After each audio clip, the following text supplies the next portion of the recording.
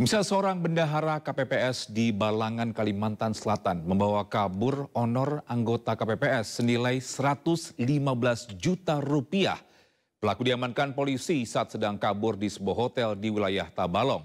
Saat ditangkap, MH mengaku uang honor KPPS yang ia curi tersisa 17 juta rupiah saja.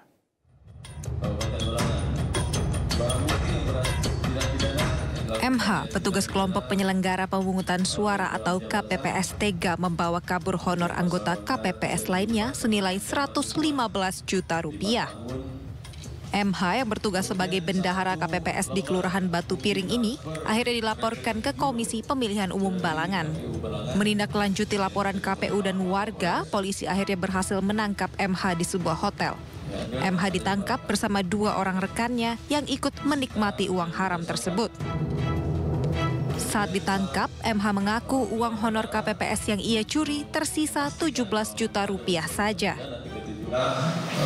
Berdasarkan laporan tersebut, kami kemudian melakukan gelar perkara untuk memastikan bahwa memang ada unsur tindak pidana 374 yang dilakukan.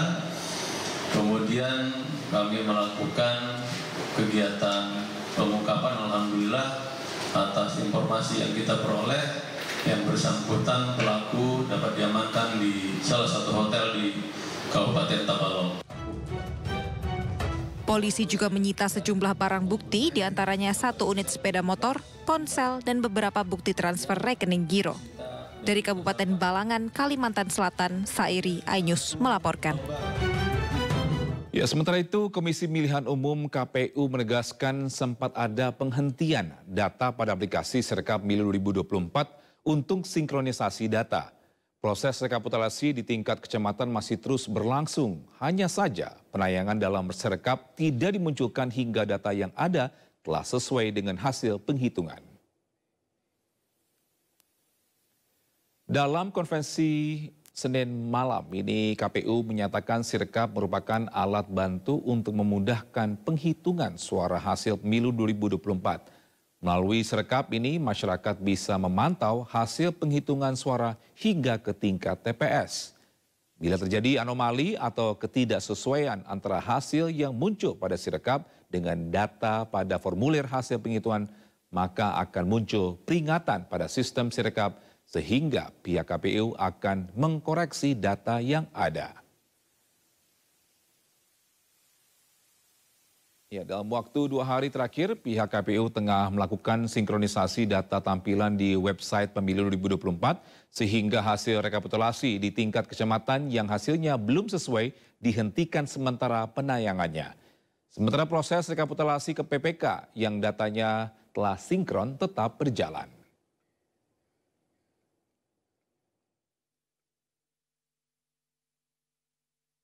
Nah, tentang ada situasi di tingkat kecamatan bahwa rekapitulasi itu kemudian dihentikan sementara dalam rangkanya untuk memastikan ini dulu.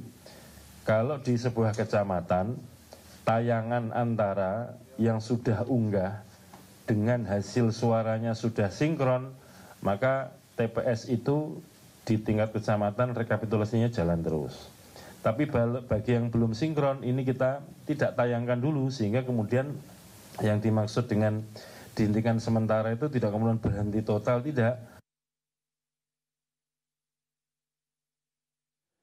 Bisa kejanggalan sistem rekapitulasi suara online KPU Sirekap masih terus dikeluhkan.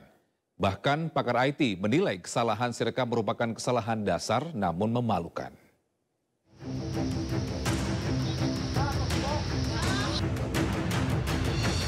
Sistem keamanan situs KPU dan sistem informasi rekapitulasi atau Sirekap menjadi sorotan lantaran adanya salah input data. Angka dari hasil penghitungan dokumen C1 di TPS berbeda dengan hasil penghitungan Sirekap untuk paslon tertentu. Salah satunya di TPS 026 Joglo, Kembangan, Jakarta Barat. Saya sudah tidak bisa untuk diedit dan sudah terekam suara untuk paslon nomor 2 itu 720. Sedangkan untuk perhitungannya adalah sebesar 80 suara. Oh, jadi jumlahnya. Bisa diedit nggak? Paslon yang lain sama 95 juga. Nih, seperti Anies 95, di Sirekapnya betul 95. Ganjar pun juga seperti itu. Ganjar ada 22 suara, di Sirekap terekamnya sama 22. Jumlah pengguna ini dalam DPT 301. Mungkin ada satu tambahan. Ini menjadi bukti bahwa aplikasi Sirekap ini belum berjalan dengan baik. Pakar keamanan cyber dan forensik Alphonse Tanujaya menilai kesalahan Sirekap merupakan kesalahan dasar namun memalukan. Sirekap tidak memiliki kemampuan cross-checking, terlebih seharusnya datanya bisa diverifikasi dengan data KPU RI. Aplikasi Sirekap membaca OCR atau Optical Character Recognition terhadap foto formulir dengan mengubah teks pada gambar formulir C menjadi data digital. Namun proses ini masih terkendala banyak faktor, termasuk jika resolusi kamera petugas KPPS sangat rendah. Ada suara salah satu paslon bisa lebih besar daripada suara total. Harusnya kalau kita waktu bikin aplikasi yang simple, itu ya mana mungkin suara dari 3 paslon, lalu totalnya misalnya 220, tapi ada salah satu paslon suaranya 600 gitu loh. Pakar IT meminta Sirekap dievaluasi dan diperbaiki, terlebih jika sistem ini nantinya akan digunakan untuk pilkada agar tidak menimbulkan polemik. Tim Liputan iNews melaporkan. Pemirsa, ratusan orang dari sejumlah organisasi relawan pemilu menggelar aksi tolak pemilu rekayasa di depan kantor Bawaslu Jalan MH Tamrin, Jakarta. Sementara unjuk rasa di depan kantor KPU menuntut agar Ketua KPU Hashim Asyari untuk mundur.